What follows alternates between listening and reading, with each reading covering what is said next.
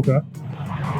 This one over here, the side closer to us is a public library. The one further away over there with the mural is the museum.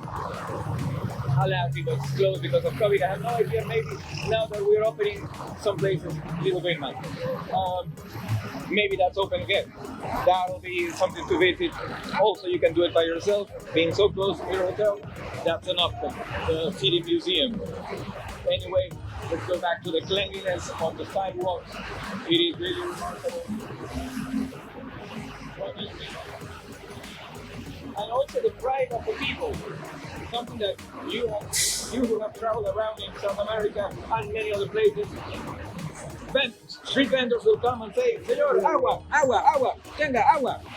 They throw the things on you, right? Yeah. And here, they offer you agua. You say, "No, gracias." Okay, there you go. Yeah, you're right, because other places, they hound you. They hound you, they go after you, and they put the water here, and yeah, okay. You pay. Not here. And also, like I mentioned before, you pay and you get a kiosk and you can sell stuff on the street. That is authorized by the city hall. Okay.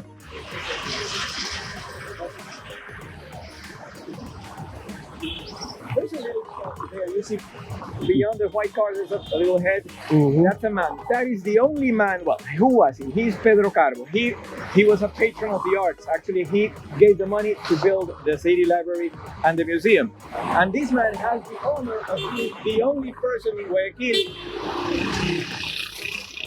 to whom, let's go, the people decided to donate and build a monument in his honor. There's another part, 4 blocks in that direction, in which there is a statue of him made in marble. Marble from Italy, marble from Carrara. Okay. Mind your head. The only person, again, to whom the people said, we have to honor this man. It was not the city hall who said, let's not. We, people, being grateful to him. Let's go over here. There are many cards against Alcaldía de Guayaquil, City Hall of Guayaquil, because yes, we are right next to the City Hall. Oh, okay. As I mentioned before, 1992, we elected a former president who was mayor of Guayaquil for 8 years, 2 terms. And then we elected an even better mayor for 4 terms. Wow. And now we have had another excellent mayor. Now we have a lady mayor. Oh, okay. She has done also very well. And she fought COVID, so she had to endure a big thing. As you can see now, we can walk around the street in Guayaquil. And This is very cool. a year and a half ago, the world was suffering so much. Yeah. So, yeah, she has done quite well. Talking about the many landmarks that are around us, number 1, over there, you see the city clock tower. Okay. The clock tower, the original, was built in wood and it was fully constructed. It started tilting. Mm. Yay, we have the Leaning Tower of Guayaquil. No, it was about to fall, but they had to take it down. They built a new one, 1931, and that was built now in concrete and well. Okay. The machine, though, which is now broken as I can see, but anyway, is the same original from 1848. Wow. But anyway, that's the clock tower of Guayaquil. Above it, you see a flag, 3 blue stripes and 2 white. That is the flag of Guayaquil, which you can see also here. And then the flag of Ecuador, which is 50% yellow, 25% blue, and 25% red. That is the flag of Ecuador. So Ecuador and Guayaquil.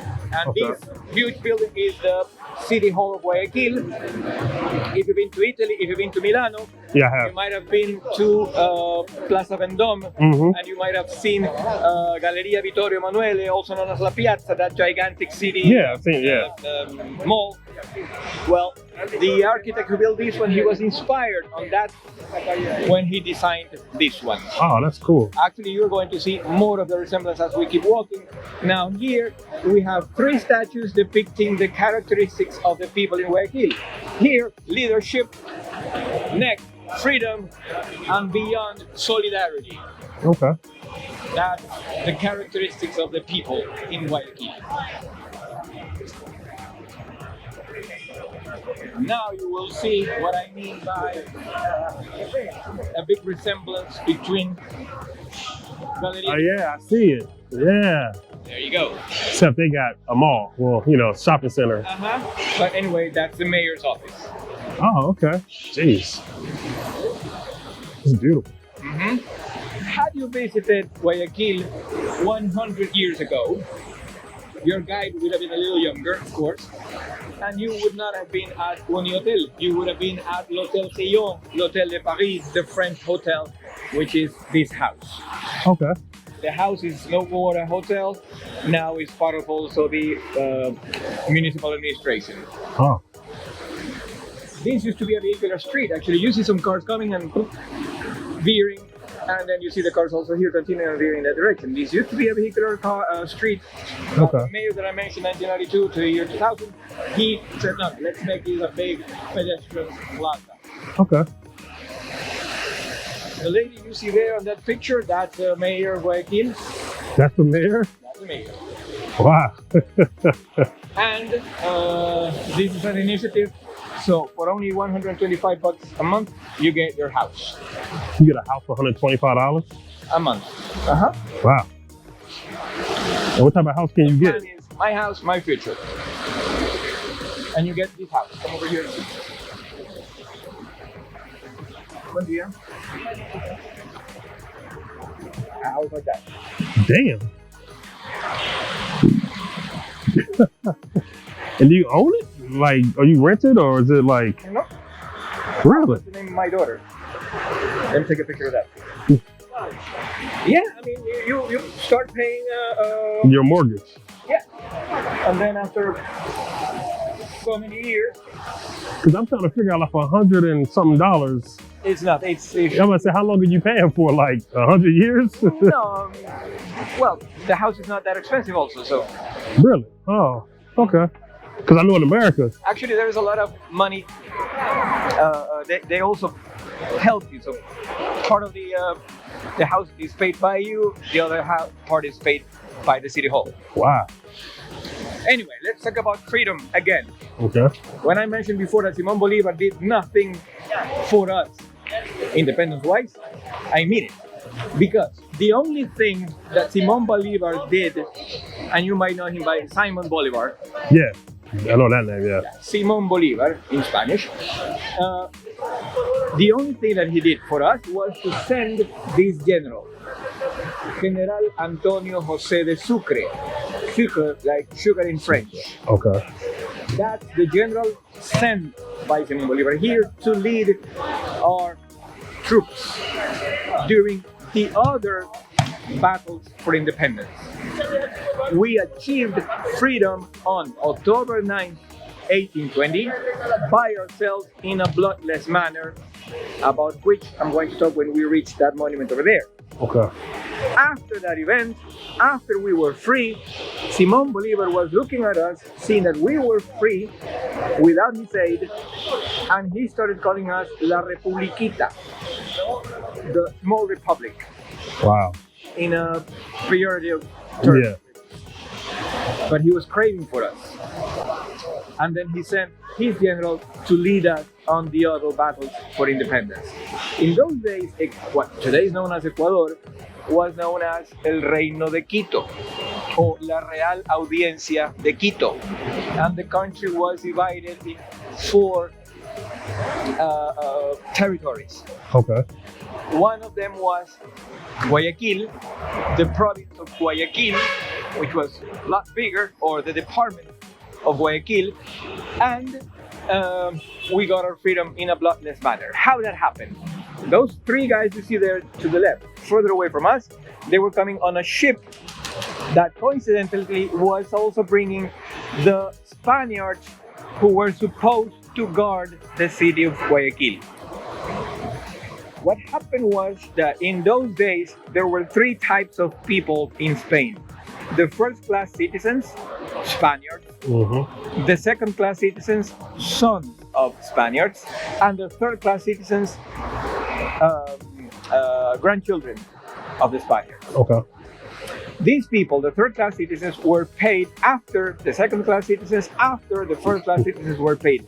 I mean, the military. So these men coming to guard Guayaquil were third-class citizens. So most of them were already Americans. Okay. And they had already families here. Some had ladies, some had girlfriends, some were thinking about getting married, settled here. So they were more Americans than Spaniards, but they were considered Spaniards. Okay. Only in paper, because no paper was given to them. So pretty much you can say that they had their stomach attached to their spine. They were really hungry. So these guys overheard that they were really unhappy. Okay. So these guys came and they talked with El Gran Cacao, the big farmers who owned cacao farms, who had a lot of money. And they told them, you know what, we can bribe these guys and they would be turncoats just like that. And that's how we achieved freedom in a bloodless manner. Wow. Freedom, and they were already paid, and they were okay. Good. That's in a nutshell what happened here. Question, how's your Latin? Not good. So you have no idea what is written up there. Aere proprio civitas extrusit. No. The city makes its own air. Okay. Meaning that we are the masters of our destiny. We create our own atmosphere. We create our own air. Wow. That's the meaning of that. That is Guayaquil. To the left of it, there's the mayor's office. Actually, this year, with all the flowers and all that, that's the lady mayor's office. Okay. Down here, we have the crest of Guayaquil with a star in the middle, the morning star that we see, rising over there. A crown of laurel, triumph over the Spaniards, and the sentiment for Guayaquil, independent. Okay. City Hall on this side, and on this side we have the governor's palace. Wow. In your country, we have the Town. And these guys here again, Olmedo. Okay. The leader, the airport guy. So you got a key behind his back? The key of the city. Actually, the chair in which the mayor sits is known as Olmedo's chair. He was the mayor. I mean, it's an honor to sit on the chair. Okay. Now, in your country, governors, they do things. They have an authority. I mean, they are someone. Yeah. In Ecuador, because of the way we are organized, they do nothing at all. So it's just The governor just kisses children, shakes hands, and cuts ribbons. Wow. That's all they do. So this whole building for a useless person, well, they did something extraordinary. Many years ago, they turned 75% of this building into the University of the Arts. Oh, okay. So we're going to say a little bit of that now. Now, this building, back there, and here is, as you can see here, University of the Arts. And only this wing remains For the governor. as the governor, which again is a useless person, figurehead, doing nothing really at all. I mean, coming from the capital of your country, you know that politicians, a lot of them, are really useless people. Yeah. Anyway, this is the governor's office. We are now going to go across the street to the famous Malecon. Now, here's for your memory. When we finish, you simply walk back until you reach the clock tower. And go straight this way. And there will be a gate next to it, and then you simply walk, and then you'll be by the Iguana Park. Or right before, when you see these two buildings, we're going to see them from there. You can also walk out here. Okay. And go to your hotel, which is there, and then to the left. But you will be here in the neighborhood of your hotel. Okay. Again, no traffic, let's go. Again, you see the Malecon on the zebra patch, telling you, okay, something here. Something's near. Okay. So again, when you see these two buildings, home. Got it? Got it.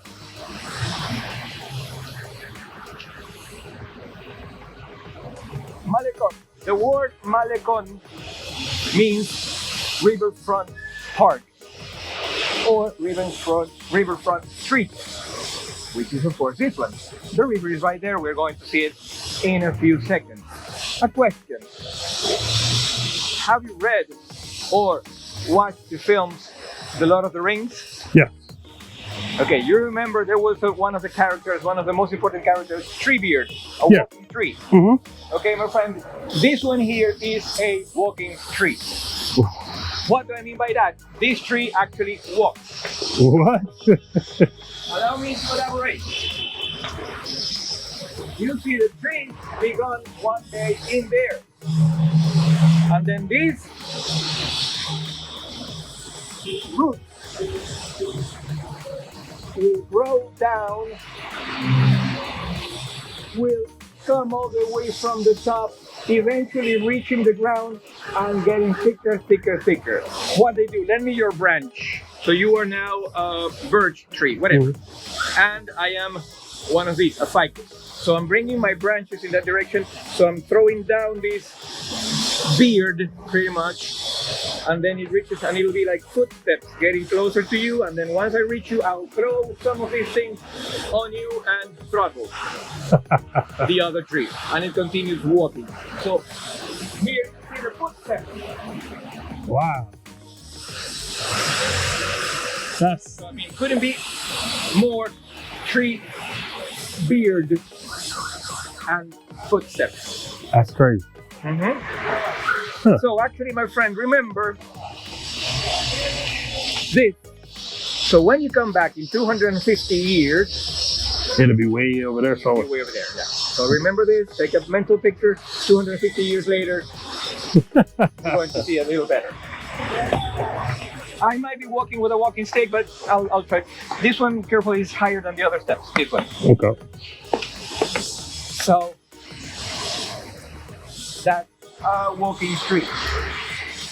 Fight, by the way. Okay. Now this is the Malecon. The Malecon 2000, built between the year 1997 until the year 1999. Less than 2 years to build a 1.5 mile long park with volunteer donations of the citizens in Waikiki. Another amazing accomplishment by this amazing mayor. These 4 guys that we see here are former presidents of Ecuador.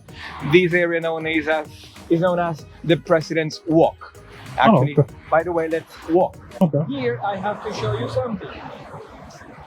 Later, when you're walking by yourself, my friend, I suggest you walk in that direction actually I'll walk you some part of it. But there'll be an area where you're going to see, and especially if you're walking here at night, there are many glass panels. Okay. At night they're lit with a blue light. Interesting to see. But on the first panel, you get to see on the top as this project began on January 9th, 1997. Okay. And then here, this was put here when they inaugurated this park. And you can see there, October 9th, 1999. So yes, in less than 2 years, they built this park. So what is written there? From the bottom of my heart, from all my soul, I ask the Guayaquilians to defend with the courage that is scattered to exit anew what has costed so much. Let Guayaquil not be the bounty of pirates ever, and I hope there will always be men and women able to put their lives for the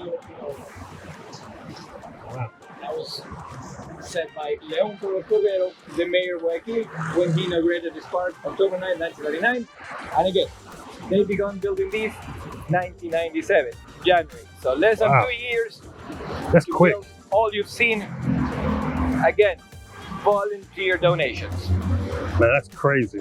The cleanliness again, you see? Yeah, I see. I dare you find a cigarette butt.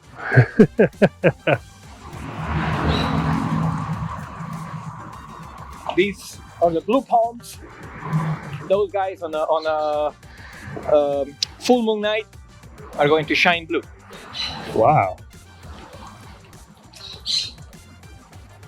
It's pretty cool. So how's your Spanish? Un poco. Okay. So let me teach you two new words Okay. in your Spanish. First of all, this guy here, Numa Pompilio Yona, he was another poet from Guayaquil, and this street carries his name.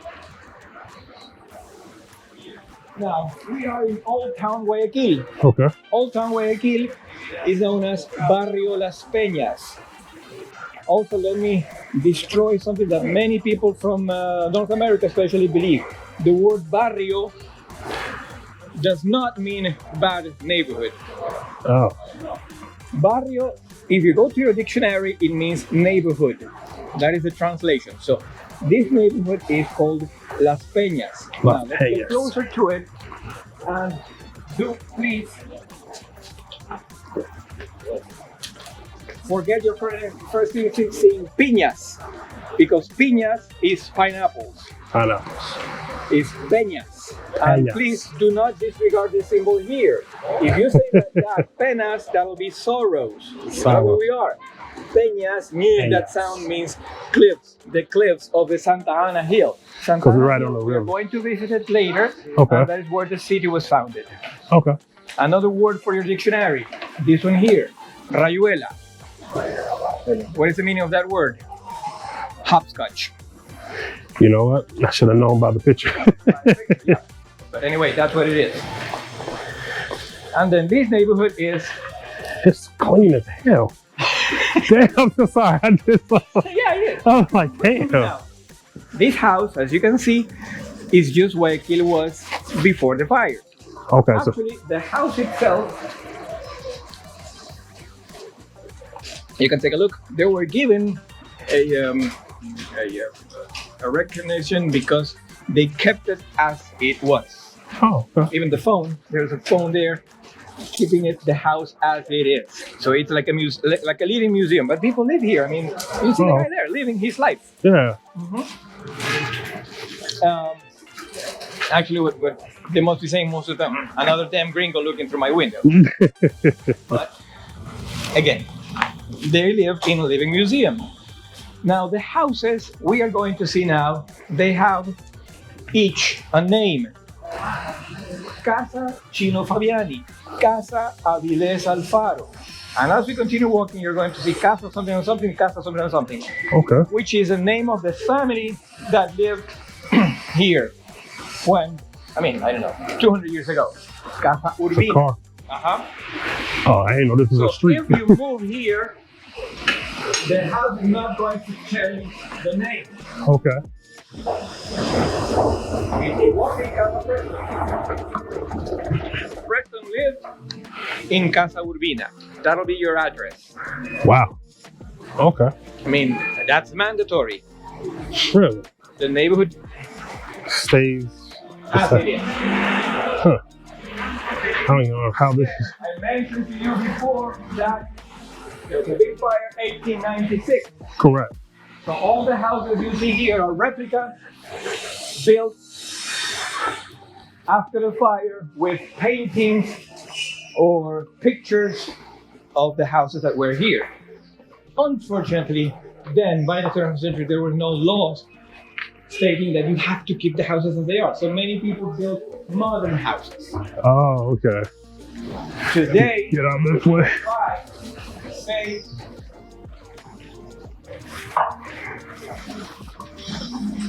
that house, you will have to fix that house. That is for sale, but you cannot change it today. And now there are strict laws saying that no, you cannot tear that house apart and build a house like that or a building like that.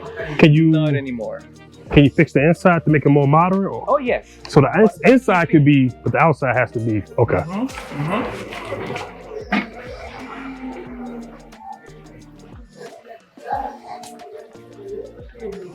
Would this be considered a how you say middle income or this? Middle income, yes. Okay. Now this house used to be very famous and popular. There was a lady who was, how do you call those ladies? The ones that have the sayings and all that? The sayings. Sayings, that calling the spirits and all that. Oh, Like a witch. which Okay. of course. She was famous for reading cards and Like tarot cards and stuff. Okay. but she was also known. Everybody knew that she smoked pot. Crazy. I mean, she would smoke the ferns on her house. So there was one very immensely famous night. She had a party in her house here. All her friends were here, and they saw many flying saucers flying above the river, and they were saying, "Yes, we saw extraterrestrials." Yeah, right. They were smoking the ferns, or I don't know, whatever. But she gave her testimony of actually seeing extraterrestrial, UFOs. Wow. Oh, that's Everybody nice. knew that she was simply. Jesus. Now, we later, getting out of here, are going to see the other stairs going uphill, and I'll show you what to do. This is the other way. This is a short way, but let's explore the other one. Okay. One final thing I have to show you here, and then we go back. Here, another initiative.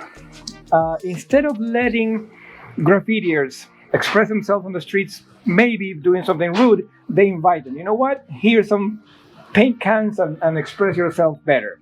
Okay. So there's that thing. Yeah, I love street art. Yeah. Buenas. Oh, man. ¿Cómo le va? And now we are at Central. So again, you see the Carlos. Oh, yeah.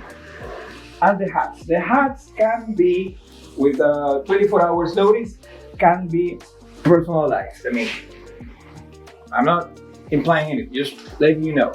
What is the name of your wife? Levi. Well, you can have her name written on one of these hats, and then you come back tomorrow, and then boom, you bring a hat for her. Wow. How Or expensive are the hats? Oh, $35 for that? yeah, no, they're not really expensive. And actually, like I said before, making a hat from a month to a year. How can you tell a fine hat? Let me show you over here. A fine hat, such as mine, you can see, first of all, how even the weaving is. But you can see some light going through. If you find, tipo, mostrar al señor el sombrero aquí. Sí, ahora nomás. Check out this one. You will not be able to see. Oh. Wow. So tighter means more fibers per square inch, took longer to make, finer hat. Oh, okay. Wow. ¿Cuánto cuesta este, por ejemplo? 120. This is $120. Okay. Y este aquí, este de Cuenca, 35. Okay. You see the difference. A hat, when it's made, like I said, there's one thing which is, they don't have it here yet. They call it the little horse, the pony. It's like a stool with a round thing like a drum, in which they start weaving the hat by hand, and they go outward, downward, and they have to lean on top of that thing and keep weaving by hand the hat.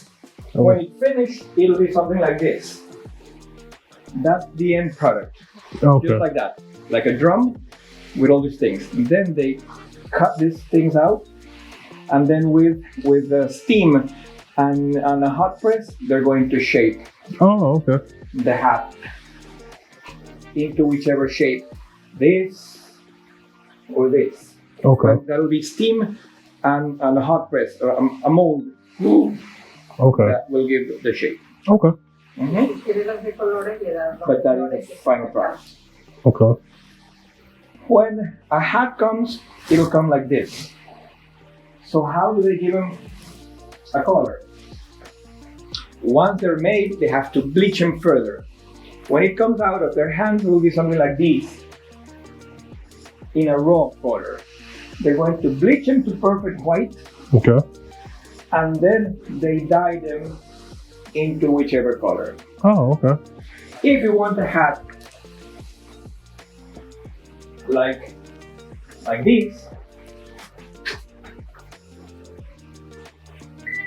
the fibers are dyed beforehand. Oh, okay. And that'll take even more detail. Imagine weaving in the right way. Yeah. Jeez. So it gives you a perspective. That's crazy. Wow. Or you can have a hat painted with any Design. Okay. design. Okay. Got it? This is also the same material for your bottle of water. Okay. Okay. I carry my bottle of water there. Wow. That's interesting. So I thought the Panamanian hats were supposed to be unique, but it's not unique to them. It's And wow. over here they have this, the same, with the same material, Okay. same Carlos Dovica Palmata. These are actually designed by this lady's here's daughter. Su hija, la que diseña esto, ¿verdad? Her daughter designed these purses. There's no other place. Oh. Also, they make these ribbons, and these ribbons are normally made out of old hats. Okay. Mm-hmm. Wow. Mm-hmm.